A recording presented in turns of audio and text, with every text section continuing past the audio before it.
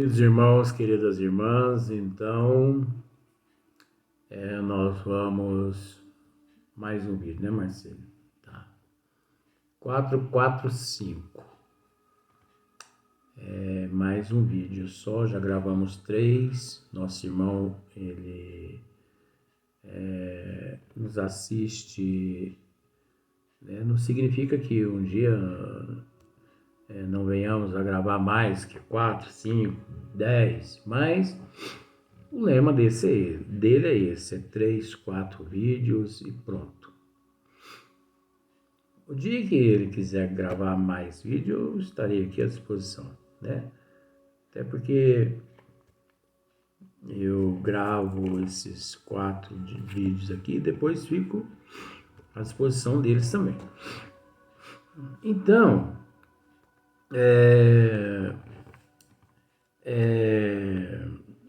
Laboratório do Mundo Invisível, né? Capítulo 8º, o São Luís ainda respondendo. Ação que estáis longe de suspeitar, como eu disse há pouco. Então Kardec faz outra pergunta. Suponhamos então que quisesse fazer uma substância venenosa. Se uma pessoa a ingerisse, ficaria envenenada? Kardec está perguntando assim. Se os espíritos quisessem, narina terrível, se os espíritos quisessem, já que eles podem fazer outras coisas, já que eles, graças à vontade, graças à evolução, graças aos elementos perispirituais que eles possuem, eles podem realizar algo na matéria, né? Eles têm um domínio assim sobre a matéria que nós desconhecemos no nosso nível. Então Kardec, como aqui, por exemplo, né? Se eles podem assim produzir vestuários, joias, né? Outros tipos de objeto. Então Kardec faz essa pergunta. Suponhamos então que os espíritos, se eles quisessem fazer uma substância venenosa, se uma pessoa ingerisse, ficaria envenenada? Então, por exemplo, os espíritos podem fazer veneno e você, ao ingerir esse veneno, ficar envenenada ou até morrer. Olha só para você ver como que o negócio... São Luís responde da seguinte forma, só que a resposta de São Luís aqui, é lógico que nós temos que raciocinar, né? De acordo com os desígnios de Deus, tá certo o que o São Luís aqui está dizendo. Mas nós temos que entender que Deus é imparcial. A providência divina é imparcial. Deus é incondicional. Então veja bem, ó.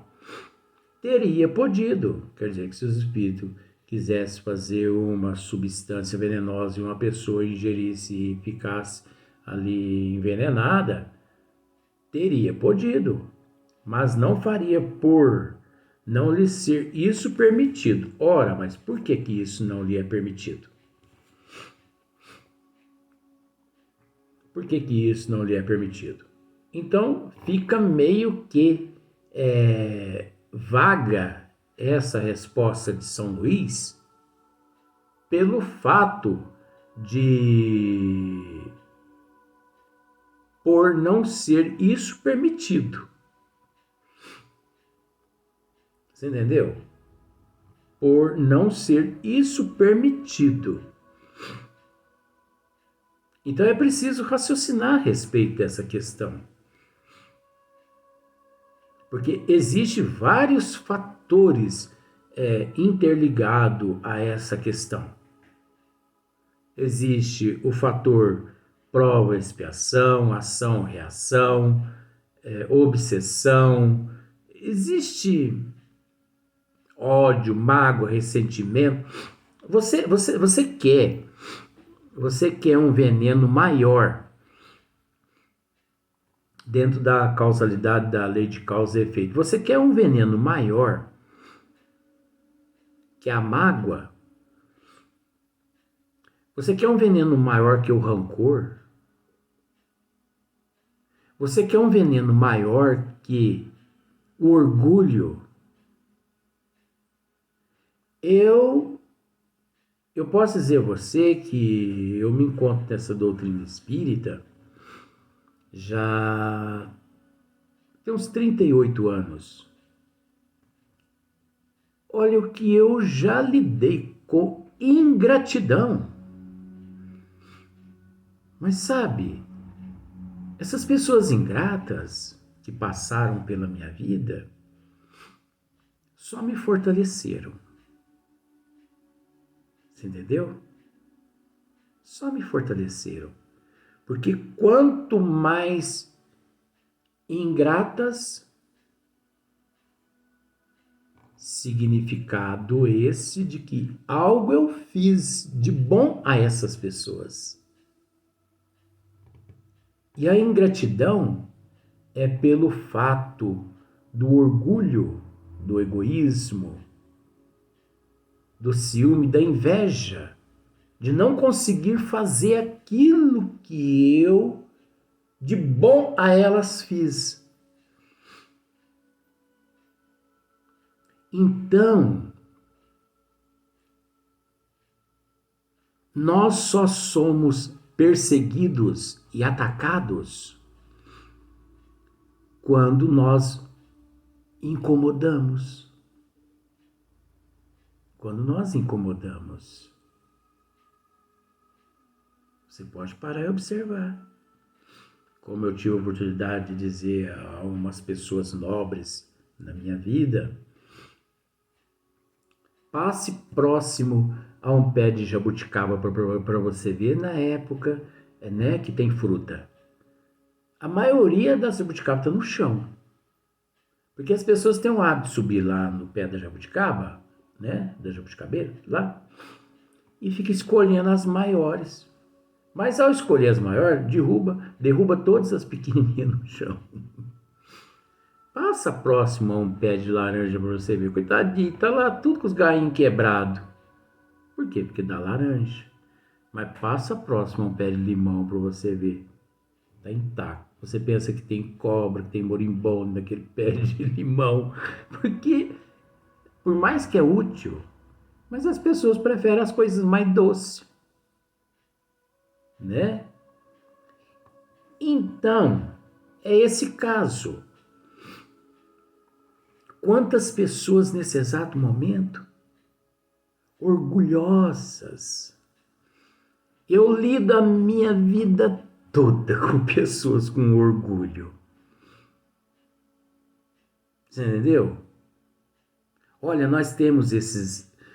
Há umas 2 décadas atrás, até que tudo bem, né? Porque a gente se comunicava através da telepatia, né? Do pensamento, né?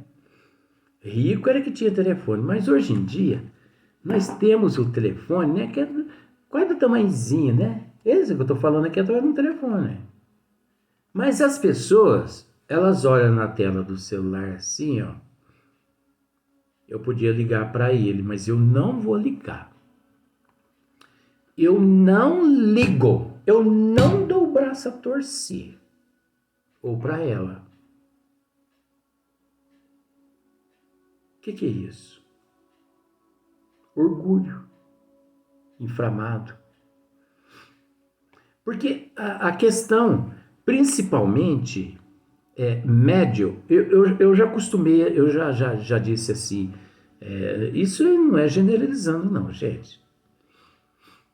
Médio, ele só presta para muitos encarnados enquanto ele está servindo de teta. Que as pessoas estão ali, ó. A hora que ele deixa de dar leite, aquela teta de dar leite, ele é abandonado como se abandona um cavalo no frigorífico. Antigamente eu dizia assim, 90% dos meus amigos, eles me têm como amigos por causa do professor, por causa dos meus dons mediúnicos. Porque se não fosse os meus dons mediúnicos, se não fosse vidência, audição, se não fosse esse contato com a espiritualidade, eu não teria esses amigos. Antigamente eu pensava desse jeito. Mas daí um certo tempo, eu comecei a pensar, quer saber de uma coisa? Eu vou largar a mão de ser ignorante. É bom ser tratado dessa forma. Quanto mais ingrato para comigo hoje, melhor. Eu não ligo para ele. Eu não ligo para ela. Eu não faço. Eu não. Graças a Deus. Porque o importante é eu me policiar. O importante é eu orar e vigiar. O importante é que eu reconheça que eu sou um alvo. E por eu saber que eu sou um alvo, eu ajo como aquela senhora de uma reflexão. Todo dia, quando eu me levanto, eu vou lá fora no meu alpendre e vejo se jogaram estrume de vaca ali. Se eu percebo o estrume de vaca ali, eu pego aquele estrume, coloco na minha horta de verdura, porque assim me economiza eu ter que ir lá no pasto buscar adubo orgânico. O estrume de animal é adubo orgânico, né? Então, quando me lançam pedradas, sabe o que eu faço com as pedras? Eu guardo para poder acrescentar uma parede a mais na minha escala evolutiva. Quando as pessoas me jogam pedra, eu penso assim, bom, eu ainda não mudei de degrau na evolução, porque eu não tenho pedra para construir o segundo degrau. Então, quer saber de uma coisa? Eu vou pegar essas pedras que estão me jogando para me construir o segundo degrau. E de tanta pedrada, eu construo o segundo degrau. E eu vou para o degrau de cima e as pessoas que me jogaram pedra ficam no degrau de baixo. Eu vou para o degrau terceiro, enquanto as pessoas ficam no degrau primeiro. Eu tenho que agradecer a Deus ou não tenho? Tudo conspira a meu favor. Tudo conspira a nosso favor. Nós é que temos que saber separar o joio do trigo. Né? É fácil. Ora, não quem diz que é fácil. Jesus nos disse que estaríamos conosco, mas ele não disse que seria fácil. Porque as nossas dificuldades não foram Jesus quem as criou, e sim nós mesmos quem a plantamos, porque quem planta, colhe. Então eu já lidei com tantas pessoas egoístas, pessoas ingratas, você entendeu? Pessoas com mágoa, com ressentimento, aquele azedume, aqueles pensamentos doentios. Então você entende que esse comportamento todo, você entende que é pior que um veneno fabricado num laboratório. Você sabe por quê? Porque o veneno fabricado no laboratório, ele afeta a matéria física, né? O organismo, a parte orgânica. Ele tira a vida, a energia vital do organismo e mata a pessoa por asfixia. O veneno físico. Tem lá as consequências depois no perispírito, mas vamos entender de uma outra forma. Enquanto todas essas questões que acabei de dizer, orgulho, inflamado, mágoa, ressentimento, ódio e tal, e tal, e tal, e tal, isso são venenos que a pessoa não teve que recorrer a laboratório nenhum. É algo que a pessoa já traz no seu coração. O seu laboratório é o seu coração, é a sua consciência, é a sua mente, que já não presta de muitas outras existências passadas e que está tendo nesta existência a oportunidade de expurgar todo aquele veneno interior e, em vez de expurgar, cultiva mais ainda. Por isso que cada qual passa pelo que passa, não por um acaso. Aí você pode me dizer, mas por que você está comentando isso? Estou comentando isso pelo fato aqui, teria podido, mas não faria, por não ser isso permitido. São Luís, ele deixou dessa forma para que as pessoas não abusassem do poder, entre aspas, da mente. Porque se o espírito primitivo, se ele quiser construir um veneno ali com o poder da tua mente e tornar tangível ao ponto da pessoa usar, ele se intoxica e ele pode vir a óbito, sim. Ora, porque os pensamentos são venenos, pior do que esse elaborado pela mente desse espírito. Por que o espírito no corpo físico pode gerar veneno ao ponto de se matar, se suicidar, ao ponto de matar outras pessoas? E se o espírito, a alma, né? E o espírito liberto do corpo físico não pode criar um veneno e se torná-lo tangível ao ponto de quem, ao usar, vir a óbito? Pode sim. Só que São Luís, ele foi um pouco mais brando aqui, sabendo o nível de seres na evolução que aqui se encontra. Olha só para você ver, olha só para você ver aqui a contradição, Pergunta, outra pergunta. Tem uma contradição aqui, Por que dissemos isso? Embasado nisso aqui também, Poderá fazer uma substância salutar e própria para curar uma enfermidade? E já se terá apresentado algum caso desse? Já, muitas vezes. Você viu só a contradição? Então, aquele espírito que não pode,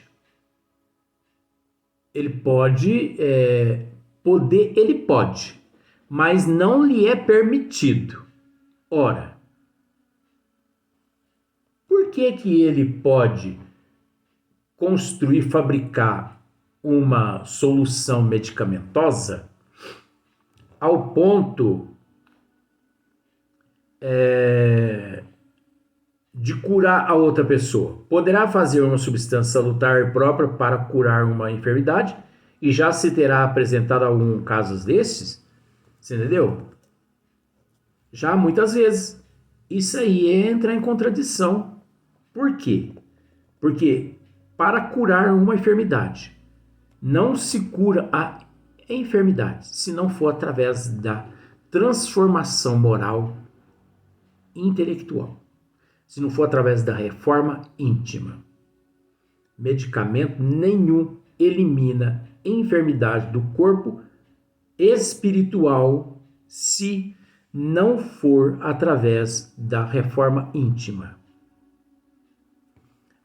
Então, os espíritos não vão fabricar um medicamento salutar ao ponto de que a alma que tome, ela se sinta curada daquela enfermidade. Ora, a enfermidade não é curada através da reforma íntima e da transformação moral? Você viu a contradição com a primeira e a segunda resposta? Então quer dizer, para curar algo falso, que é inexistente, pode curar. E para construir um veneno que todo mundo praticamente já carrega no seu coração e na sua mente devido à sua pobreza de evolução, o espírito não pode fabricar aquele veneno. Ele fabricar, ele pode, mas não lhe é permitido. Mas como que não lhe é permitido? Se é permitido ele construir, ele fabricar um medicamento salutar para curar uma enfermidade que não é da alçada daquele medicamento curar aquela enfermidade, a não ser através da reforma íntima e da transformação moral. Você viu só? Eu também sou carne de pescoço. Não vem São Luís querer me tapear, não, porque não me tapeia, não. Aí você fala assim, mas São Luís errou? Não. Nós é que temos que raciocinar. Nós é que temos que raciocinar. É mais provável o espírito fabricar um medicamento capaz de levar uma pessoa encarnada a óbito do que um espírito fabricar um medicamento salutar ao ponto de curar uma pessoa. Por quê? Para curar a pessoa, não basta curar apenas o corpo físico, é preciso curar a alma. E quantas pessoas vão ao médico? De cada 100 pessoas, de cada 100 pessoas, 95 são curadas fisicamente. Por isso que depois a enfermidade retorna, porque curou só a casca. A alma continua enferma.